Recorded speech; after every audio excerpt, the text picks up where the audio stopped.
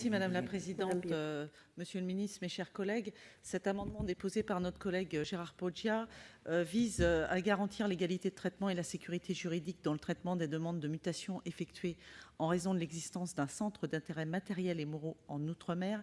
Il est indispensable que les critères de détermination des centres des intérêts matériels et moraux soient précis et d'application générale à toutes les administrations concernées par le présent texte, quel que soit le corps, le service, la zone géographique, comme le préconise notamment le rapport remis par Olivier Servat au Premier ministre, intitulé « 20 propositions pour améliorer les mobilités et les carrières des fonctionnaires outre-mer ». Je vous remercie. Merci, cher collègue. Alors, nous passons maintenant à l'avis de la commission, Madame la rapporteure. Merci Madame la Présidente. Donc 14 amendements en discussion commune sur cet article. Je vais les traiter par thème et puis après je ferai un récapitulatif pour pouvoir vous annoncer les avis dans l'ordre. Donc, comme le souligne la circulaire du 1er mars 2017, la création des centres d'intérêt matériaux et moraux et matériaux moraux, est une étape majeure dans la prise en compte de la situation spécifique des fonctionnaires ultramarins de l'État. Néanmoins, les nombreux amendements déposés montrent qu'il existe un réel problème de clarté et d'homogénéité dans la définition et l'application de cette notion. Pour l'heure, les seuls critères existants ont émergé de la jurisprudence administrative et ont été rassemblés dans une circulaire. Il n'existe donc pas de critères stabilisés et exhaustifs pour définir les CIMM. Je suis donc favorable à ce que cette notion soit définie par décret. Cette solution permettrait la précision dans l'appréciation des différentes situations. En conséquence, avis favorable pour les amendements identiques 241 rectifié de Mme Assassi et 424 rectifié de M. Lurel. Comme nous le verrons après l'article 11, nous sommes exceptionnellement favorables à une demande de rapport, oui, Monsieur le Président de la Commission des lois, qui concerne le sujet afin qu'il puisse utilement éclairer le pouvoir réglementaire. L'adoption de ces deux amendements rendrait, selon nous, satisfait l'amendement 510 de Mme Jasmin et nous lui demanderons donc de le retirer. Pour les mêmes raisons, les deux amendements identiques, 423 et 442 de M. Lurel et M. Poadja, semblent également satisfaits. Donc, ce sera une demande de retrait pour ces deux amendements également. L'amendement 88 de Mme Conconne vise à donner une priorité systématique aux mutations de fonctionnaires d'État possédant les centres de leurs intérêts matériels et moraux outre-mer. La carrière des fonctionnaires originaires d'outre-mer doit être facilitée, mais une telle priorité serait difficile pour les autres fonctionnaires, par exemple les fonctionnaires handicapés ou éloignés de leur famille pour d'autres motifs. Donc ce serait une demande de retrait ou à défaut un avis défavorable. L'amendement 242 de Mme Assassi tend à ce que les instituts régionaux d'administration puissent être concernés par les mutations prononcées dans le cadre de tableaux périodiques de mutation. Ça nous semble poser deux problèmes techniques. Le premier, c'est qu'en sortie d'IRA, les fonctionnaires stagiaires ne sont pas mutés mais affectés. Et le second est que cette affectation est prononcée en fonction des choix des élèves et de leur classement de sortie. Il semble donc difficile d'y intégrer les priorités existantes en matière de mutation. Et enfin, l'amendement ne prévoit de toucher qu'une seule école de fonctionnaires, ce qui pose aussi un problème d'égalité par rapport aux autres. Donc, demande de retrait ou à défaut, avis défavorable. Dernier amendement qui concerne l'outre-mer particulièrement, le 422 de M. Lurel, il tend à réintroduire l'avis de la CAP dans le seul cas où la mutation d'un fonctionnaire d'État doit être prononcée outre-mer. Nous comprenons l'importance que peut avoir une mutation pour un fonctionnaire d'origine ultramarine. Néanmoins, la commission des lois a émis un avis sur les décisions qu'elle souhaite voir conservées dans les compétences des CAP. Nous l'avons déjà vu avant. Donc, demande de retrait ou à défaut, avis défavorable. Alors, en ce qui concerne les autres amendements, le 124 de M. Durin ne conserve de l'article 11 que la priorité donnée aux proches aidants pour les mutations dans les trois versants de la fonction publique. Donc, comme indiqué précédemment, nous considérons que les autres dispositions applicables sont équilibrées et que la CAP peut être écartée dans le domaine de la mutation. Donc, c'est une demande de retrait ou à défaut un avis défavorable. Concernant l'amendement 12 de M. Touraine, il nous semble satisfait. Il tend à ce que l'on tienne compte des vœux des fonctionnaires de la fonction publique de l'État dans leur affectation. Or, la rédaction actuelle de l'article 11 prévoit que les affectations prononcées tiennent compte des demandes formulées par les intéressés et de leur situation de famille. Donc, pour nous, c'est satisfait. Donc, retrait ou défavorable. L'amendement 132 de M. Durain supprime la mention selon laquelle les couples pacsés doivent se soumettre à une obligation d'imposition commune pour bénéficier d'une priorité dans les choix de mutation. Nous sommes bien évidemment pour plus d'égalité dans le rapprochement familial. Néanmoins, nous craignons que cette modification technique entraîne un retour au PACS à cette seule fin et en détourne l'objet. Donc nous demandons l'avis du Gouvernement afin qu'il nous dise si un tel risque est possible sur la base de cette seule modification. Concernant les amendements 136 de M. Lurel, 243 de Mme Assassi, qui sont quasiment identiques, ils tendent à ce que le barème sur lequel l'administration doit se fonder pour prononcer les mutations soit commun à toute la fonction publique d'État. Devant la diversité des profils, des emplois et des besoins de la fonction publique à l'échelle de tout le territoire, il semble impossible de créer un tel barème unique. On ne peut pas choisir l'affectation d'un agent de catégorie C avec les mêmes critères qu'un jeune inspecteur des finances, par exemple. Il est important d'objectiver les critères applicables dans les choix de mutation, mais un barème unique pour toute la fonction publique ne semble pas réaliste, donc c'est un avis défavorable. Donc je vais résumer, Madame la Présidente. Amendement 124 de M. Durain, retrait ou défavorable. Amendement 12 de M. Touraine, défavorable ou demande de retrait. Amendement 422 de M. Lurel, retrait ou défavorable. Amendement 132 de M. Durain, avis du Gouvernement. Amendement identique 241 de Mme Assassi, 424 de M. Lurel, favorable. Amendement 510 de Mme Jasmin, retrait, car il semble satisfait, sinon défavorable. Amendement 88 de Mme Conconne, retrait ou défavorable. Bon, le 582, c'est le nôtre, donc forcément favorable. Amendement 242 de Mme Assassi, retrait ou défavorable. Amendement 243 de Mme Assassi, retrait ou défavorable. Amendement 136 de M. Lurel, retrait ou défavorable. Amendement identique 423, 442, retrait car il semble satisfait, sinon défavorable. Voilà. Merci Madame la rapporteure. Monsieur le ministre, pour ces 14 amendements. À la question du CIMM qui a fait l'objet de nombreux amendements.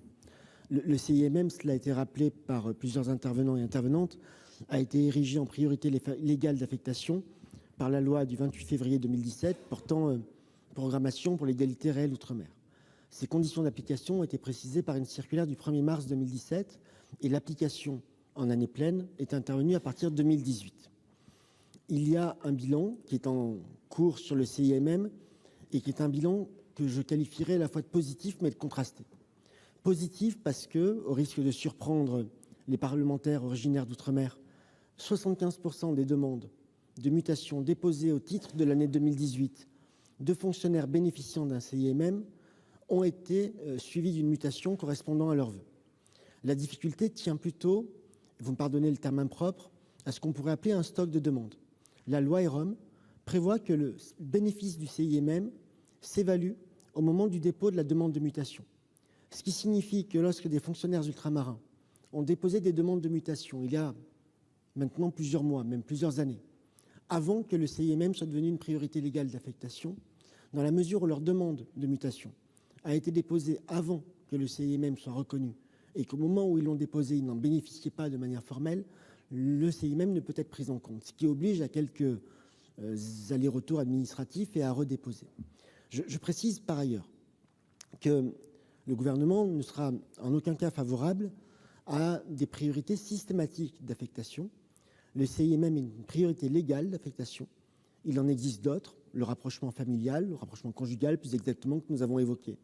Il a été introduit dans le texte à l'Assemblée, et j'y reviendrai par rapport à l'amendement de Madame la rapporteure, une priorité légale d'affectation au bénéfice des proches aidants.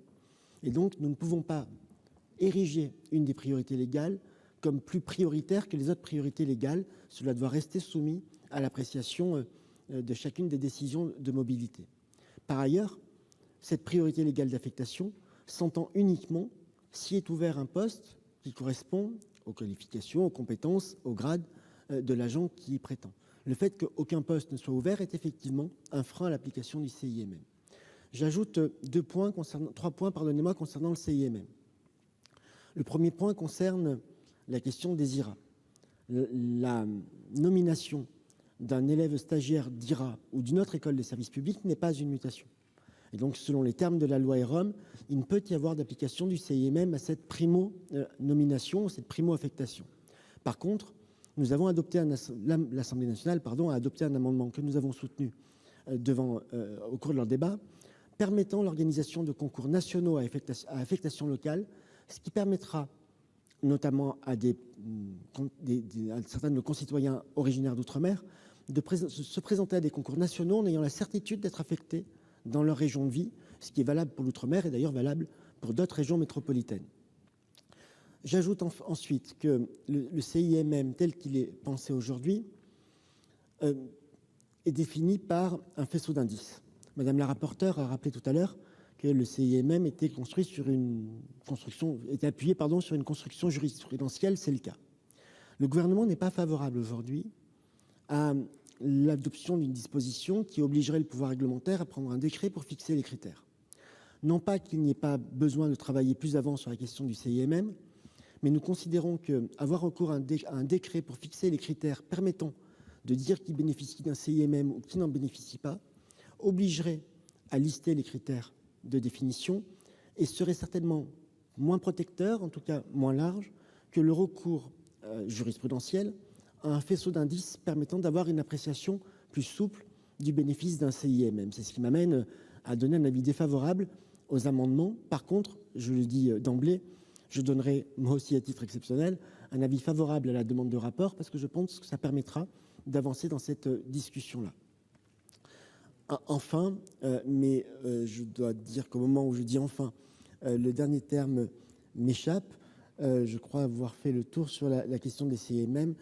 Le décret auquel nous sommes défavorables, puisque je crains que ce soit trop réducteur et trop enfermant pour les agents. La question du rapport qui viendra plus tard, à laquelle nous sommes favorables. Oui, pardonnez-moi. Le dernier point que je voulais souligner, c'était pour donner raison à Madame Jasmin tout à l'heure lorsqu'elle a évoqué la situation de la police. Effectivement, le ministère de l'Intérieur, pour des questions de gestion, de facilité ou de difficulté de gestion, avait pris la décision pour certains corps de police de reporter d'un an l'application du CIMM qui devait intervenir en 2018. Le Conseil d'État a tranché cette question-là et a rappelé que le bénéfice du CIMM était un bénéfice immédiat, qu'il ne pouvait être reporté dans le temps, et donc la décision du Conseil d'État impose à toutes les administrations la prise en compte du CIMM immédiatement. Et je termine, pardonnez-moi d'avoir été un peu long, Madame la Présidente, par un avis favorable à l'amendement de Madame la rapporteure sur les proches aidants.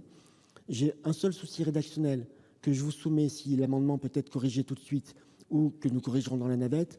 L'amendement parle d'agents éligibles à un congé. Or, pour bénéficier de la priorité, il faut que l'agent soit bénéficiaire du congé de manière effective. Et donc, le gouvernement, pour des questions purement rédactionnelles, aurait souhaité que la mention « éligible au congé » soit remplacée par « bénéficiaire d'un congé », de manière à être totalement harmonisée avec les autres dispositions en matière de priorité légale d'affectation. Donc, si c'est corrigé, donc je pense que nous pouvons en prendre acte, mais je vous laisse le faire, Madame la Présidente. Donc, avis favorable sur le 582. Le ministre, procéder de la même façon que pour Madame la rapporteure, c'est-à-dire balayer l'ensemble des amendements pour que nous soyons sûrs de votre avis. Voilà. Bien sûr, Madame la Présidente.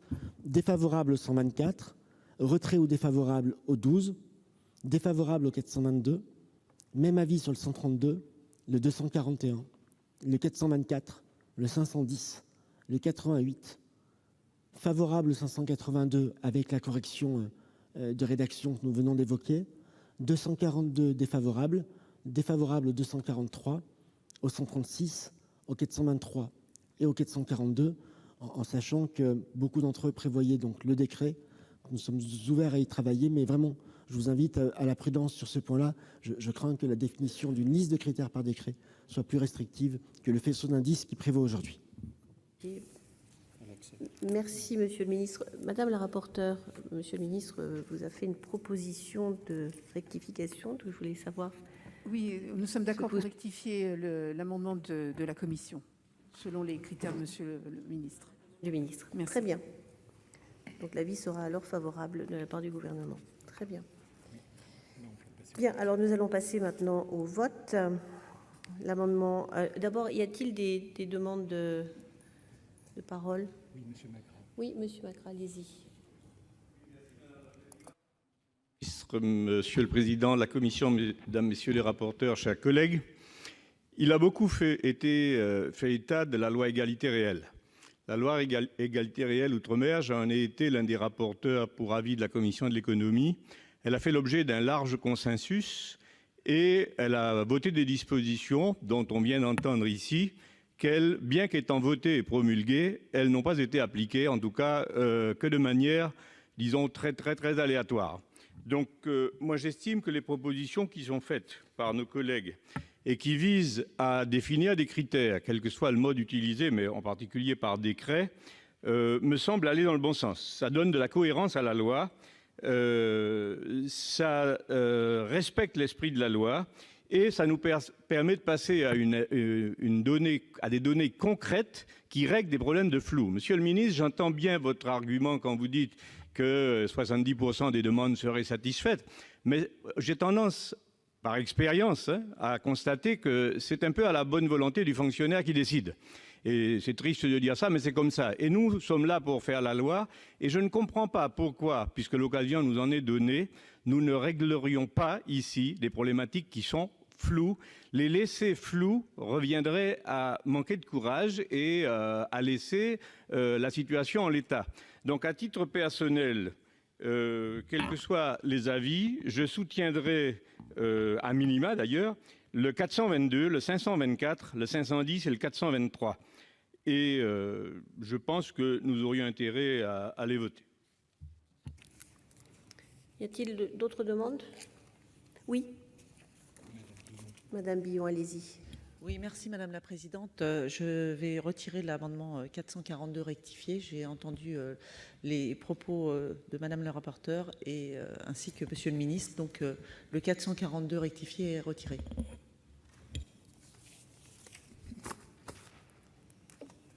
Avant de débuter le vote, je m'assure que tout le monde s'est exprimé. Bien, alors nous passons au vote. L'amendement 124 rectifié bis avec 2 avis défavorables, qui est pour, qui est contre, n'est pas adopté. L'amendement 12 rectifié bis avec 2 avis défavorables, qui est pour, comment? Il est retiré. Merci. L'amendement 422 avec 2 avis défavorables, qui est pour, qui est contre, n'est pas adopté. L'amendement 132 rectifié bis, 2 avis défavorables, retiré. L'amendement 241 rectifié et l'amendement 224 rectifié avec un avis favorable de la commission et défavorable du gouvernement. Qui est pour? Qui est contre? Ils sont adoptés. Il fait tomber donc l'amendement 510. Amendement 88 rectifié, 2 avis défavorables. Qui est pour? Qui est contre? Il n'est pas adopté. 582 rectifié, l'amendement de la commission où bénéficiaire d'un congé remplace éligible au congé. Nous sommes d'accord, Madame la rapporteure, très bien. Donc avec un avis favorable du gouvernement, bien sûr. Qui est pour? Qui est contre? Il est adopté. Amendement 242 avec 2 avis défavorables. Qui est pour? Qui est contre? Il n'est pas adopté. Amendement 243 avec 2 avis défavorables. Qui est pour? Qui est contre? Il n'est pas adopté. Amendement 136 rectifié bis, 2 avis défavorables. Qui est pour? Qui est contre? Il n'est pas adopté. Amendement 423 avec 2 avis défavorables. Qui est pour? Qui est contre? Il n'est pas adopté. Nous passons à l'amendement 527 présenté